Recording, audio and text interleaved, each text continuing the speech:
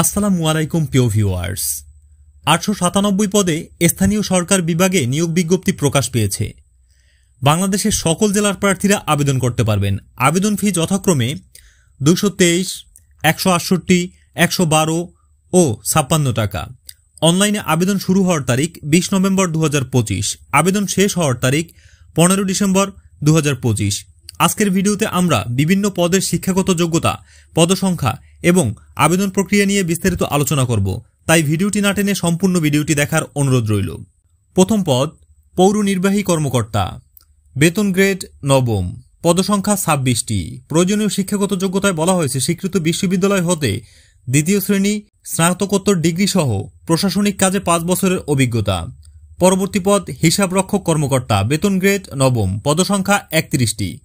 প্রয়োজনীয় শিক্ষাগত যোগ্যতায় বলা হয়েছে কোনো স্বীকৃত বিশ্ববিদ্যালয় হতে বাণিজ্য বিভাগে দ্বিতীয় শ্রেণী বা সমমানের সিজিপিএতে স্নাতকোত্তর ডিগ্রি অথবা 4 বছর মেয়াদী স্নাতক সম্মান ডিগ্রি।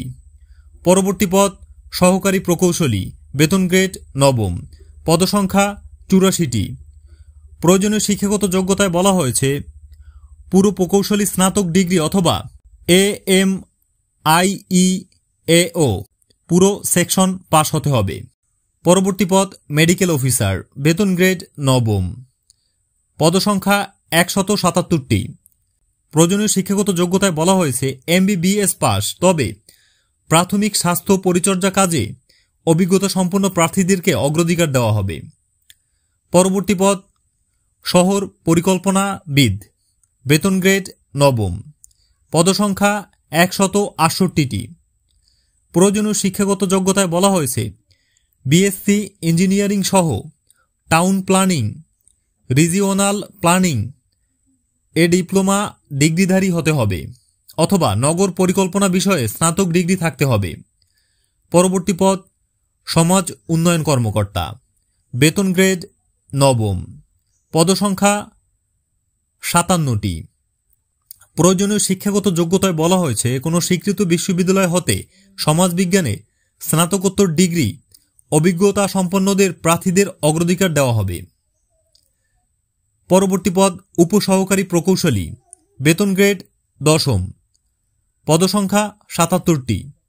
প্রয়োজনীয় শিক্ষাগত যোগ্যতায় বলা হয়েছে পুরো প্রকৌশল ডিপ্লোমা অথবা স্বীকৃত প্রতিষ্ঠান হতে সমমানের শিক্ষাগত যোগ্যতা থাকতে হবে। পরবর্তী পদ উপসহকারী প্রকৌশলী, বেতন গ্রেড দশম, পদসংখ্যা 122টি। প্রয়োজনীয় শিক্ষাগত যোগ্যতায় বলা হয়েছে বিদ্যুৎ প্রকৌশল ডিপ্লোমা অথবা স্বীকৃত প্রতিষ্ঠান হতে সমমানের শিক্ষাগত যোগ্যতা থাকতে হবে। পরবর্তী পদ উপসহকারী প্রকৌশলী, বেতন গ্রেড দশম, পদসংখ্যা 81টি। প্রয়োজনীয় শিক্ষাগত যোগ্যতায় বলা হয়েছে যান্ত্রিক প্রকৌশল ডিপ্লোমা অথবা স্বীকৃত প্রতিষ্ঠান হতে সমমানের শিক্ষাগত যোগ্যতা থাকতে হবে। পরবর্তী পদ পৌর নির্বাহী কর্মকর্তা, বেতন গ্রেড দশম, পদসংখ্যা 20টি। প্রয়োজনীয় শিক্ষাগত যোগ্যতায় বলা হয়েছে কোনো স্বীকৃত বিশ্ববিদ্যালয় হতে দ্বিতীয় শ্রেণী স্নাতকোত্তর ডিগ্রি সহ প্রশাসনিক কাজে বাস্তব অভিজ্ঞতা সম্পন্ন প্রার্থীদের অগ্রাধিকার দেওয়া হবে। পরবর্তী পদ প্রশাসনিক কর্মকর্তা, বেতন গ্রেড 12, পদসংখ্যা 45টি। প্রয়োজনীয় শিক্ষাগত যোগ্যতায় বলা হয়েছে কোনো স্বীকৃত বিশ্ববিদ্যালয় হতে দ্বিতীয় শ্রেণীর স্নাতক ডিগ্রি প্রশাসনিক কাজে অভিজ্ঞ প্রার্থীদের অগ্রাধিকার প্রদান করা হবে।